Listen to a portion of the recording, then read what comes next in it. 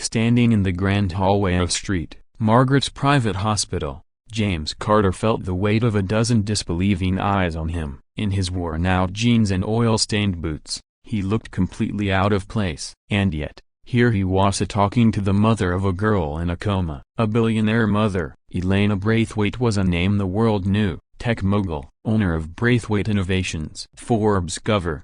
But in that moment, standing next to her daughter's bed, she was just a broken mother. Her daughter, Lilia, only 8 years old, had been in a coma for 3 weeks after a skiing accident in Switzerland. Dozens of specialists had tried everything. Nothing worked. James didn't know her, not personally, but fate, and a flat tire, had brought him here. 2 hours earlier, James had been rushing to drop off an old air conditioning compressor to a warehouse downtown when his truck broke down in front of the hospital. With his 5-year-old son Max in the back seat humming the Spider-Man theme, James had popped the hood and started tinkering. That's when Max noticed a woman crying near the hospital entrance. "Daddy, why is that lady so sad?"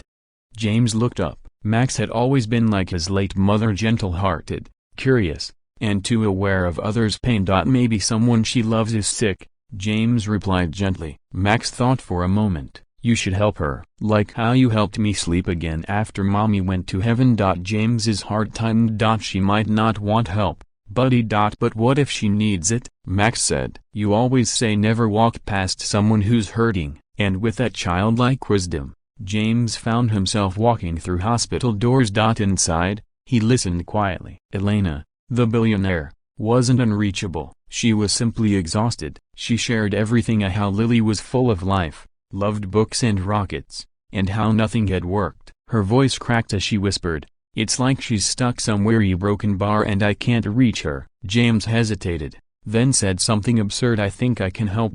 Everyone around here are doctors, advisors, security." Started objecting, but Elena, maybe out of desperation, held up her hand. "Why do you think you can help?"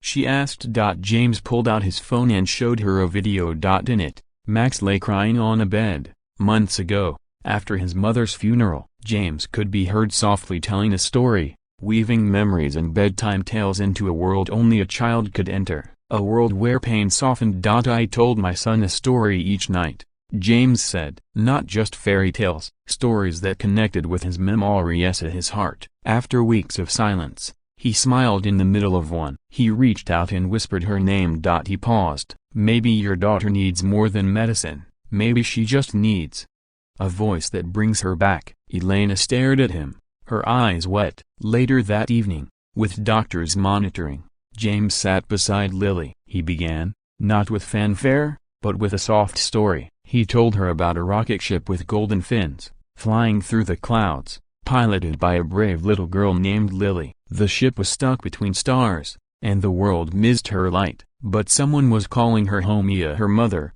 her friends, her heart. He described her favorite book characters cheering her on, her stuffed giraffe, Mr. Nibbles, leading the rescue. He painted a universe with words. As hours passed, Elena sat silently, barely breathing. Then it happened. A flutter. A tremor in Lily's eyelids. And then a whisper. "Mama?" The room exploded with gasps. Nurses rushed in, machines beeped, but all James could hear was Elena's broken sob of joy as she held her daughter's hand. The next day, news outlets buzzed. "Billionaire's daughter wakes. Miracle?" Doctors puzzled. But none of that mattered to James. He stood outside the hospital, Max on his shoulders, ready to leave. Elena caught up with him, tears still fresh, but smiling. "James, how can I ever repay you?" He shook his head. "You already did.